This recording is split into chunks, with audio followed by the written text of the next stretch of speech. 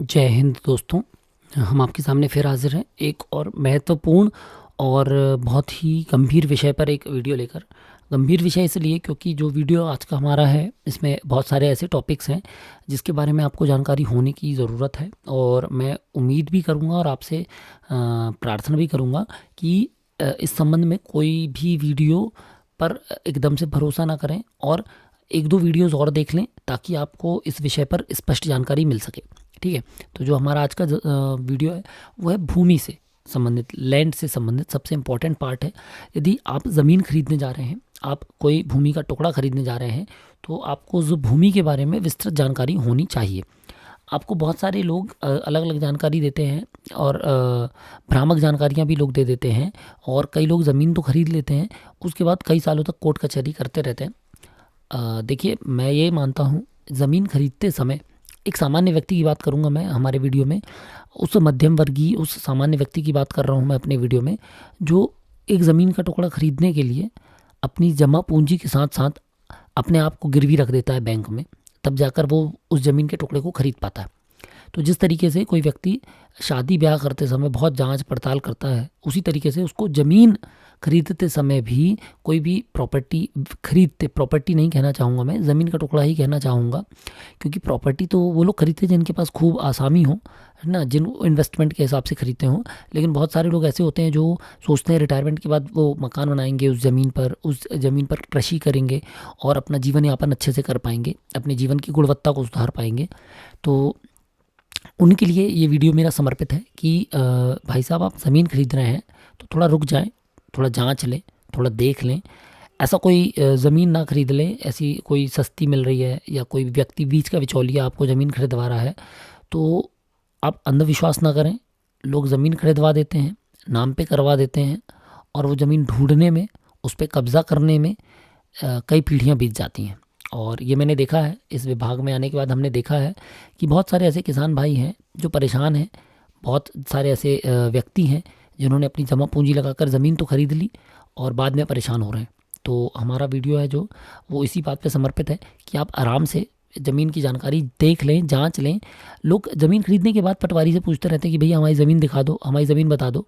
तो मेरा मानना है कि यदि यही काम आप ज़मीन खरीदने के पहले पूछ लें, पहले जांच लें, तो आज हमारे वीडियो में मैं आपको ऐसे सारे ऑप्शंस बताऊंगा जिसके साथ, जिसके कारण आप ज़मीन को अच्छे से देख सकते हैं, ज़मीन की जानकारी अच्छे से ले सकते हैं, ज़मीन का कब्जा, पोजीशन चेक कर सकते हैं। ठीक है। तो चलिए शुरू करते हैं आज का हमारा वीडियो। तो ज़मीन जो होती है, ज़मीन या भूमि जिसको हम कहते हैं, लैंड का, पीस ऑफ लैंड भी कह सकते हैं आप, ज़मीन का एक टुकड़ा भी कह सकते हैं आप। ठीक है। तो वो दो प्रकार का होता है, एक होता है पैतृक, दूसरा होता है अर्जित। पैतृक यानी कि जो पीढ़ी दर पीढ़ी या पिता से हमको मिले। ठीक है। किसी भी व्यक्ति को जो भूमि उसके पिता से मिले वो उसकी पैतृक भूमि कहलाती है। अर्जित भूमि जो उसने कहीं से अर्जन की हो, शासन से अर्जित की हो, किसी व्यक्ति से अर्जित की हो, खुद खरीदी हो, दान में मिली हो। ठीक है। सॉरी। तो पैतृक और अर्जित। अब पैतृक भूमि दो प्रकार की होती हैं। ठीक है। या दो प्रकार से उनमें किसी का नाम चढ़ता है।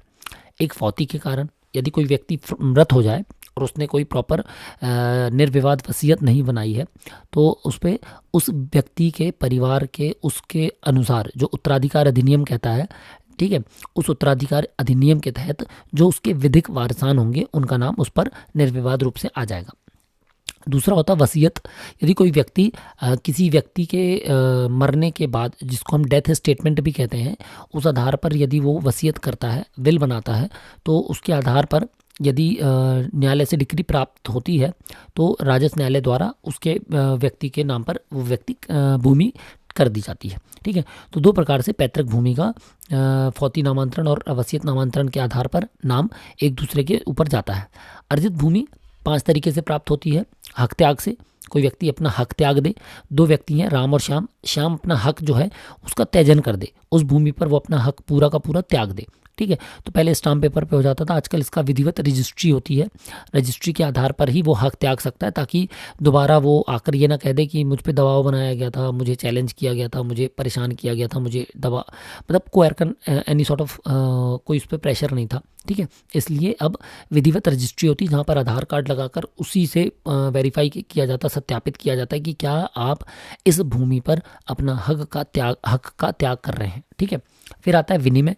विनिमय यानी कि मेरी ज़मीन यहाँ पर थी, उसकी ज़मीन वहाँ पर थी, हम दोनों ने रजिस्ट्रार के समक्ष में अपनी ज़मीन की अदला बदली कर ली। फिर आता है क्रय विक्रय यानी कि नॉर्मल परचेज ऑफ लैंड। फिर आता है न्यायालय, न्यायालय की डिक्री। भाई किसी आधार पे आपने कहीं पर कुछ स्टेटमेंट दिया था, कोई एग्रीमेंट किया था, कोई कॉन्ट्रैक्ट किया था, कोई गारंटर रखा था आपने उस ज़मीन को, तो न्यायालय पे आप चले गए, सामने वाला पार्टी न्यायालय पे चली गई, तो उसने वहाँ से जीत ली हो न्यायालय की डिक्री के आधार पे। और फिर आता है दान, किसी ने दान कर दी हो, ठीक है। कोई बहुत बड़ा व्यक्ति था, अब वो उसके कोई वारसान नहीं थे, तो किसी ने उसकी सेवा की है, या कोई व्यक्ति है जो सामाजिक रूप से कार्य करता है, तो उसको उसको खुश होकर किसी व्यक्ति ने भूमि दान कर दी, ठीक है। अब उसी इन्हीं ज़मीनों का ये जो 2 ज़मीनें हैं आपने देखा, इसमें 5 और 2 7 प्रकार से आपने देखा कि 7 प्रकार से नाम एक किसी व्यक्ति का उस पर चढ़ता है। तो ये जो नाम चढ़ता है इसी को नामांतरण, दाखिल खारिज या बैनामा कहते हैं, ठीक है। ये 3 प्रोसेस होती हैं। यदि आप कोई ज़मीन खरीदते हैं, आपकी कोई ज़मीन पिताजी दादाजी के थ्रू मिल रही है आपको, तो आप उसका नामांतरण, दाखिल खारिज या बैनामा कराते हैं। अब इसका आवेदन किया जाता है, कहाँ पर किया जाता है? न्यायालय, तहसीलदार में। राजस्व न्यायालय जो होता है तहसीलदार का, वहाँ पर ये आवेदन किया जाता है। कैसे करना है आवेदन? तो आप 4 तरीके से आवेदन कर सकते हैं, ठीक है। तहसीलदार के पास, तहसील के पास जाकर आप एक नॉर्मल पेज का आवेदन लेकर, जिसमें आप 4 लाइन का आवेदन लिख दें, कुछ भी लिख सकते हैं, इसके लिए कोई आपको अलग से कोई फॉर्मेट कोई ऐसा नहीं है। हाँ, न्यायालय की एक प्रक्रिया है, उस प्रक्रिया के तहत उसके कुछ फॉर्मेट तय हैं, उस फॉर्मेट में भी आप आवेदन दे सकते हैं। अन्यथा आप यदि अनजान हैं, आपको नहीं है ज़्यादा जानकारी, तो आप 2 पेज का, जो 2 लाइन का एक नॉर्मल आवेदन दे सकते हैं। बस जो संलग्न दस्तावेज हों वो सही होने चाहिए, ठीक है। तो कौन कौन से दस्तावेज लगेंगे वो हम आपको आगे वीडियो में बता देंगे। फिर होता है दूसरा, डाक के माध्यम से आप तहसील भेज दीजिए, आप नहीं जा सकते हैं तो आप एक रजिस्टर्ड डाक के माध्यम से एक कागज़ में बंद करके एक लिफाफा बनाकर सारे दस्तावेजों को संलग्न कर कर भी, ओरिजिनल डॉक्यूमेंट्स को वेरीफाई कराने के लिए आपको खुद जाना होगा, लेकिन उनकी प्रतिलिपि देकर भी आवेदन कर सकते हैं। मगर ये 2 जो तरीके थे ये पारंपरिक तरीके थे, ठीक है, रूढ़िवादी तरीके थे, पुराने तरीके थे। अब इन तरीकों में समस्या ये आती थी कि इनके केस में डिले हो जाता था, कई बार पेशी नहीं हो पाती थी प्रॉपर, क्योंकि न्यायालय पे भी बर्डन रहता है कभी कभी, ठीक है। तो अब इसके लिए सबसे आसान तरीका हो गया लोक सेवा केंद्र, जो कि जन जागरूकता के लिए है। यदि आप लोक सेवा केंद्र के माध्यम से कोई आवेदन देते हैं तो आवेदन देने के दिन ही आपको उस आवेदन के एक अंतिम तिथि नियत करके दे दी जाती है कि लगभग इतनी तारीख तक आपका आवेदन पे निराकरण हो जाएगा। उसके बाद चौथा तरीका है किसी अधिवक्ता के माध्यम से। यदि आपको लगता है कि आप सक्षम नहीं हैं और आप न्यायालय नहीं जा सकते हैं, आप पेशी नहीं जा सकते हैं, आप 1-2 बार अपने मूल दस्तावेज लेकर नहीं जा सकते हैं, तो एक वकील से मिलकर वकालतनामा पेश करके वो आपकी तरफ से पूरी पेशी अटेंड करके आपका नामांतरण पास करा सकता है। तो चौथा ऑप्शन है आप किसी अधिवक्ता से मिल सकते हैं। ये चारों वैकल्पिक हैं, आप इन चारों में से कोई सा भी ले सकते हैं, किसी पर भी कोई पाबंदी नहीं है, किसी पर भी कोई रोक टोक नहीं है। आपको जिसमें सुविधा महसूस हो, आपको जिसमें लगता हो कि आप सक्षम हैं, आप वो कर सकते हैं, ठीक है। इसके बाद जब आप आवेदन करने जाएंगे तो आप देखेंगे कि अभी तो हमने आपको 7 तरीके समझाए, लेकिन इन्हीं को थोड़ा सा विस्तार तरीके से डिटेल में 11 तरीकों से नामांतरण का आवेदन तहसील में किया जा सकता है, ठीक है। ये 11 तरीकों को आप देख सकते हो। ऊपर फौती जो 2 प्रकार की थी उसको 3 प्रकार में बांट दिया, जो हमने 5 प्रकार के पढ़े थे उनको बाकी के नीचे के 8 तरीकों में बांट दिया गया, ठीक है। अब पैतृक में हम देखे थे हमने फौती नामांतरण और वसीयत नामांतरण है। अब इसके लिए यदि आप आवेदन दे रहे हैं तो एक नॉर्मल आवेदन लगेगा, ठीक है। आवेदन का फॉर्मेट नहीं है हमारे पास अभी, पर हम बता देंगे वो। तो आवेदन लगेगा, आवेदन के साथ आवेदकों का आधार कार्ड। अब बहुत सारे लोग कहते हैं आधार कार्ड की क्या आवश्यकता है। देखिए क्या होता है, जब आप सिजरा बनाने जाते हैं, या आप ही हैं, मान लीजिए मैं किसी की बात कर रहा हूँ, कोई भी व्यक्ति जा रहा है अपना सिजरा बनाने पार्षद के पास या सरपंच महोदय के पास, तो सरपंच पूछते हैं आपके कितने भाई बहन हैं। तो जब वो भाई बहन की बात करता है तो हो सकता है उसको अपनी बहन का निक नेम ज़्यादा अच्छे से पता हो, उसको उसका डॉक्यूमेंट वाला नेम नहीं पता हो, तो रिकॉर्ड में अब डॉक्यूमेंट वाला नेम ही दे, इसके कारण कोई त्रुटि ना हो। इसलिए आप जब भी कभी आवेदन करें इनमें से किसी भी प्रकार का, तो ऐसा कोई आवेदन तो होता नहीं है कि तुरंत आवेदन करना है। आप 2 दिन बाद कर लें आवेदन, है ना, व्हाट्सएप पे मंगा लें, चाहे फोटो कॉपी करके रख लें सभी का, परिवार वालों का एक आधार कार्ड से नाम स्पष्ट रहता है, स्पेलिंग सही रहती है, मात्राएं सही रहती हैं और नाम में कोई त्रुटि नहीं होती।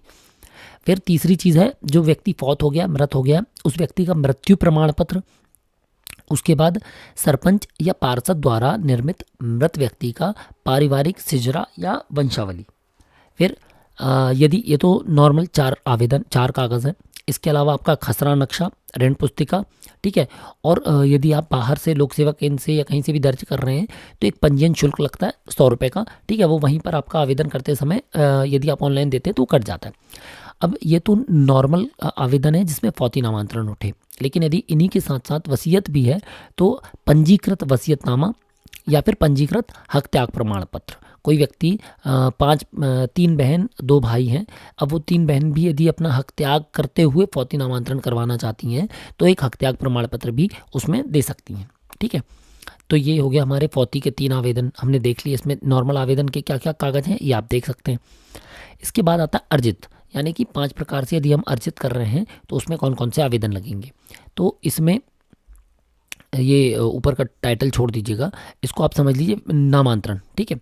तो यहाँ पर आवेदन लगेगा, आवेदकों यानी क्रेता और दावेदार का आधार कार्ड लगेगा, वर्तमान पंजीकृत विक्रय पत्र यानी कि रजिस्ट्री लगेगी वर्तमान, और पूर्व पंजीकृत विक्रय पत्र यानी लिंक रजिस्ट्री, वह रजिस्ट्री कैसे प्राप्त हुई है। तो अब सबसे पहले आप समझ लें, जब भी आप इस तरीके की कोई ज़मीन खरीद रहे हैं तो आप उसकी लिंक रजिस्ट्री ज़रूर चेक कर लें। कोई व्यक्ति आपको बेच रहा है तो उसको वो ज़मीन, यदि उसकी ज़मीन वो पैतृक नहीं है तो उसके पास कहाँ से आई थी, निर्विवाद है, ऐसा तो नहीं, शासकीय तो नहीं थी कभी, ठीक है। इसके बाद खसरा नक्शा, ऋण पुस्तिका की नकल, वैकल्पिक मिसल रिकॉर्ड भी लगा सकते हैं आप इसमें। स्वीकृत लेआउट, यदि उस पर कोई कंस्ट्रक्शन है तो उस कंस्ट्रक्शन का लेआउट, यदि कोई संरचना है निर्माण तो इंजीनियर की सर्च वैल्यूएशन रिपोर्ट, डाइवर्टेड है तो उसका चुकता हो चुका, अभी तक के चुकता हो चुका कि चालान की प्रति, कल को कोई ये ना कह दे कि आपका डाइवर्जन है 10 साल से पेंडिंग है, आप खरीद लें फिर आप डाइवर्जन ही पटाते रह जाएं, ठीक है। यदि कोई व्यक्ति बाहर रहता है, अमेरिका में रहता है, ऑस्ट्रेलिया में रहता है, या उस जगह से बाहर रहता है, उसको उस ज़मीन को बेचना है तो उस ज़मीन को बेचने के लिए कई बार लोग मुख्तियारनामा या पावर ऑफ अटॉर्नी कर देते हैं। तो मुख्तियारनामा और उस व्यक्ति का आधार कार्ड और वही 100 रुपये का चालान, ठीक है। अब ये तो हो गए आवेदन के जो दस्तावेज हैं वो, लेकिन आप एक बात समझ लें कि क्या जो ज़मीन आप खरीद रहे हैं वो सब, उसमें सब कुछ सही है,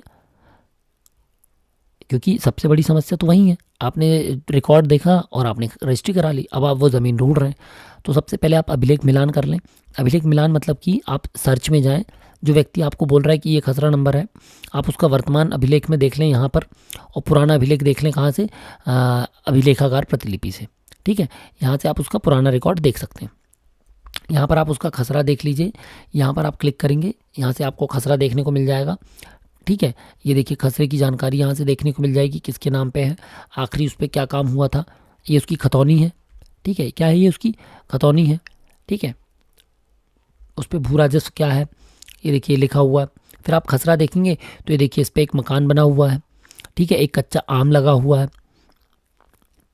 ये देखिए कृषि भूमि है और कृषि भूमि भी दर्ज है, यानी कि ये कृषि भूमि पे कच्चा मकान बना है और ये कृषि भूमि दर्ज है, ठीक है। इसका नक्शा चेक कर लिया हमने, ये देखिए इसका हमने नक्शा चेक कर लिया, 7/7 है, लेकिन नक्शे में ये 7 नंबर है, मूल नंबर है, इसका बटांकन नहीं हुआ है, ठीक है। तो ये हमने देख लिया। इसके बाद मौका मिलान। अब मौका मिलान करने के लिए, मौका मिलान इसलिए बहुत महत्वपूर्ण है, आपने खसरा देख लिया, मान लीजिए मैं आपको खसरा नंबर 14 बेच दूँ, 16 नंबर दिखा दूँ और 14 बेच दूँ, तो इससे अच्छा ये है कि आप खुद अपना मौका चेक करें। कैसे चेक करें, MP किसान ऐप डाउनलोड कर लें। MP किसान में आप जाएंगे सीमांक में, आप जैसे ही सीमांक पे क्लिक करेंगे और जिस जगह पे आप खड़े होंगे मध्य प्रदेश के अंदर, इस तरीके के ब्लू लाइंस करके आपको वो खसरा दिख जाएंगे। तो ब्लू लाइन से आप वो खसरा चुन सकते हैं, आप जहाँ पर खड़े हैं वो खसरा चेक कर सकते हैं वो खसरा उसी के अंदर है या नहीं। जैसे मान लीजिए मैं 214 नंबर का खसरा ले रहा हूँ और मेरे को कोई 228 दिखाएगा, तो मैं इस ऐप से चेक कर सकता हूँ कि मैं 214 पे खड़ा हूँ या 228 पे, ठीक है। फिर आता है गाइडलाइन। अब एक बहुत महत्वपूर्ण विषय है, ये विवादित विषय भी है थोड़ा सा, तो क्षमा चाहूँगा मगर बताना ज़रूरी है। हम क्या करते हैं, हम लोग जाते हैं उस पर, कोई भी रजिस्ट्री कराते हैं, हम गाइडलाइन देखते हैं और गाइडलाइन के हिसाब से हम रजिस्ट्री करा लेते हैं, इससे हमारा गाइडलाइन का खर्चा बच जाता है, मतलब जो हमारी रजिस्ट्री उसका खर्चा बच जाता है। और हम रजिस्ट्री जो कर रहे हैं वो हम कम पैसे या ज़्यादा पैसे की करते हैं ज़्यादातर, ठीक है। हम 10 लाख की ज़मीन खरीदते हैं और गाइडलाइन के हिसाब से हम 5 लाख की रजिस्ट्री करा लेते हैं, 5 लाख की गाइडलाइन के हिसाब से। मेरा व्यक्तिगत निवेदन है कि इससे ये होता है, आपने जो 10 लाख की ज़मीन खरीदी उसमें 5 लाख की आप गाइडलाइन देकर जो ज़मीन खरीद रहे हैं, वो ज़मीन 5 लाख की तो आपकी हो गई, 5 लाख की वाइट मनी हो गई, 5 लाख का आपने सरकार से वो बचा लिया। तो जो आपने 5 लाख सरकार से बचा लिए वो एक प्रकार से आपने टैक्स चोरी की। तो कोशिश करें जितने की ज़मीन खरीदें उतने की रजिस्ट्री कराएं, भले थोड़ी महंगी पड़ेगी लेकिन वो प्रॉपर वाइट इनकम होगी आपकी, वाइट इन्वेस्टमेंट होगा आपका। और उस पर जब आप भविष्य में भी कभी बेचें तो आप उसको रजिस्ट्री को उतने की रजिस्ट्री पे बेचें, ठीक है। तो इससे जो ट्रांसपेरेंट है, जिसको हम कहते हैं ट्रांसपेरेंसी बनी रहेगी सिस्टम के साथ आपकी, ठीक है। खैर ये एक व्यक्तिगत विकल्प है, इसको आप व्यक्तिगत तौर पे देखें। मेरा मतलब ऐसा नहीं है कि ऐसा करना चाहिए, ये नियम है और ये अच्छी बात है यदि आप ऐसा करते हैं तो, ठीक है। तो हम आते हैं गाइडलाइन पे। यहाँ पर हम देखेंगे IGRS की वेबसाइट आप खोल लीजिए, आप खुद देख सकते हैं। इसलिए मैं आपको ये सब आपको इसलिए बता रहा हूँ ताकि आप ये खुद देख लें, कोई आपको उल्लू ना बनाए, कोई आपको घुमा ना दे कि अरे ऐसा नहीं होता, वैसा होता है, वैसा नहीं होता है ना। आप खुद जागरूक बनेंगे तो आप परेशान कम होंगे और आप कम समय में अपना काम आसानी से करा पाएंगे, ठीक है। यहाँ पर आप जाएंगे, गाइडलाइन दर पे क्लिक करेंगे, आप लैंग्वेज चेंज कर सकते हैं, यहाँ से इंग्लिश भी कर सकते हैं, ठीक है। फिर आपको करंट ईयर की क्लिक कर दीजिए, करंट ईयर पे अपने ज़िले पे क्लिक कर दीजिए। जैसे ही आप ज़िले पे क्लिक करेंगे ये आपकी गाइडलाइन आ गई, ये आप देख सकते हैं, ठीक है। गाइडलाइन में रोड के पार, रोड के पीछे, ठीक है, जो भी खास एरिया है, वार्ड है, वो डिटेल आ गई। ये भूखंड है, प्लॉट का एरिया, प्लॉट का रेट है ये वर्ग मीटर के आधार पे, ठीक है। आवासीय भवन, कंस्ट्रक्टेड मकान है, उसका रेट है ये। व्यावसायिक भवन जो है हमारा इंडस्ट्रियल है, उसका रेट है, ठीक है। इसके बाद कृषि भूमि है यदि तो हेक्टेयर में उसका रेट है ये। अब कृषि भूखंड है तो उसका रेट है। अब कैसे कैलकुलेट करना है तो ये देख लीजिए आप, रेट दिया हुआ है ये, ठीक है। आप देखिए ये दिया है, ये इसकी बात कर रहे हैं हम, कितना दिया हुआ है, सिंचित कृषि भूमि 84 लाख पर हेक्टेयर का रेट दिया हुआ है, ठीक है। और हम कितना एरिया खरीद रहे हैं, 0.07 हेक्टेयर, 7000 स्क्वायर मीटर हम एरिया खरीद रहे हैं, ठीक है। तो इसका गाइडलाइन का रेट हो जाएगा 5,88,000 रुपये। अब इस पे ही हमारा परसेंटेज सेट होगा, जो 1.5%, 3.5%, 4%, महिला है तो कितना, कैटेगरी है तो कितना, अलग अलग जो रेट हैं वो अब इस रेट पे तय होंगे इतनी भूमि के लिए, ठीक है। अब यदि हम इस भूमि का हम क्या खरीद रहे हैं, प्लॉट खरीद रहे हैं, मतलब भूखंड खरीद रहे हैं वर्ग मीटर में, कृषि भूखंड, तो इसका रेट क्या हो जाएगा, 5600 वर्ग मीटर, 5600 रुपये वर्ग मीटर, ये देखिए। तो क्या हो जाएगा इसका रेट 700 स्क्वायर मीटर के हिसाब से 5600 पे 39,20,000 रुपये का, ये देखिए। कृषि भूमि है तो ये, और प्लॉट ले रहे हैं तो ये, ठीक है। तो इस तरीके से हमने देखा कि ये आपकी ज़मीनें हैं, ठीक है। यहाँ से आप अपनी वो खरीद सकते हैं, आराम से कोई भी ज़मीन खरीद सकते हैं। और अब 1 जनवरी के बाद यदि आप कोई ज़मीन पूरी खरीद रहे हैं, पूरा का पूरा खसरा खरीद रहे हैं, तो उसके लिए अब आपको परेशान होने की ज़रूरत नहीं है। वो जैसे ही आप खरीदेंगे संपदा उसको पुश कर देगी और RCMS के माध्यम से वह डायरेक्ट सारा में या WebGIS में चला जाएगा और उसका पालन हो जाएगा 15 दिवस के अंदर, जिसको हम साइबर तहसील कहते हैं, ठीक है। साइबर तहसील के बारे में हम पहले भी बता चुके हैं डिटेल में, जिसके बारे में हम थोड़ा सा डिस्क्रिप्शन भी आपको दे देते हैं, तो आप एक बार उसको देख लीजिएगा। तो इस तरीके से आप अब जब भी कोई नामांतरण करने जाए, कोई ज़मीन खरीदने जाए, तो यदि आप रजिस्ट्री कर रहे हैं तो इन बेसिक चीज़ों का ध्यान रखें, इन मौका चेक कर लें, पटवारी से पहले पूछ लें। कई बार रजिस्ट्री हो जाती है फिर उसका दाखिल खारिज नहीं हो पाता है क्योंकि वो शासकीय पट्टे में दर्ज है, शासकीय भूमि है। तो कोई जब ज़मीन खरीद रहे हैं तो एक बार मेहनत कर लें, और जो भी हल्का पटवारी हैं वहाँ के, जो ज़मीन के पटवारी हैं, राजस्व कर्मचारी हैं, उनसे आप एक बार अनुनय पूछ लें कि पटवारी जी क्या इस ज़मीन का मिसल रिकॉर्ड में भूमि स्वामी है या शासकीय है। इस तरीके से यदि आप पूछ लेंगे, थोड़ा सा एक बार मौका चेक कर लेंगे, एक बार देख लेंगे मौका जाकर, ये इस ऐप के माध्यम से देख लेंगे, तो इससे आपका जो आप रिकॉर्ड खरीद रहे हैं उसके साथ साथ आप ज़मीन पे भी निर्विवाद रूप से काबिज हो सकेंगे और आपको किसी भी प्रकार की परेशानी का सामना नहीं करना पड़ेगा। तो आशा करता हूं दोस्तों मैं इस ज़मीन जो एक संवेदनशील विषय है इसके संबंध में आपकी कुछ सहायता कर पाया हूँगा, कुछ जानकारियाँ दे पाया हूँगा। इस संबंध में आपको और कोई जानकारी मुझसे चाहिए हो तो आप मुझको कमेंट पे ज़रूर बताएं लिखकर, और यदि इसको और विस्तृत में कोई इसमें किसी और विस्तृत पे किसी विषय पे जानना हो तो भी हमको ज़रूर बताएं, हम कोशिश करेंगे आपको उस विषय में जानकारी दें। अगले दिनों में हम वीडियो लेकर आएंगे आपके लिए कि मध्य प्रदेश शासकीय से यदि आप सेवक हैं तो आपके लिए कितनी प्रकार की लीव्स होती हैं और उन लीव्स को आप कैसे उपयोग कर सकते हैं। जय हिंद दोस्तों।